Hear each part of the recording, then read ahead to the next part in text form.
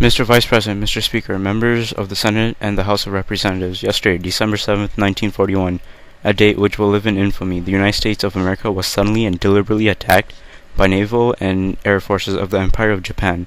The United States was at peace with that nation, and at the solicitation of Japan was still in conversation with its government and its emperor looking towards the maintenance of peace in the Pacific.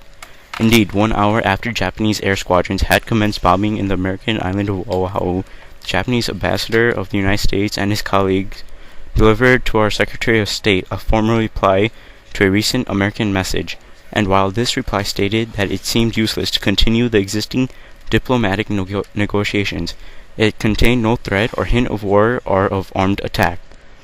It will be recorded that the distance of Hawaii from Japan makes it obvious that the attack was deliberately planned many days or even weeks ago. During the intervening time, the Japanese government has deliberately sought to deceive the United States by false statements and expressions of hope for continuing peace. The attack yesterday on the Hawaiian Islands has caused severe damage to American naval and military forces. I regret to tell you that very many American lives have been lost.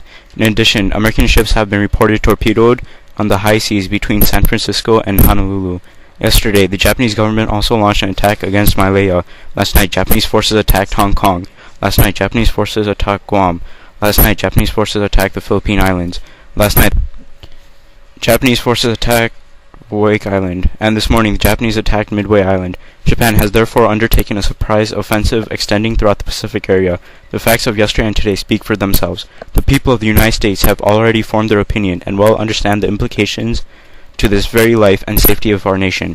As Commander-in-Chief of the Army and Navy, I have directed that all measures be taken for our defense, and always will our whole nation remember the character of the onslaught against us.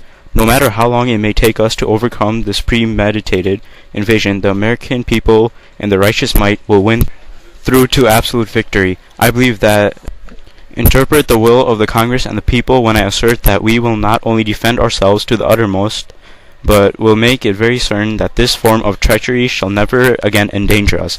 Hostilities exist. There's no blinking at the fact that our people, our territory, and our interests are in grave danger. With confidence in our armed forces, with the unbounding determination of our people, we will gain the inevitable triumph. So help us God. I ask that the Congress declare that since the unprovoked and dastardly attack by Japan on Sunday, December 7th, 1941, a state of war has existed between the United States and the Japanese Empire.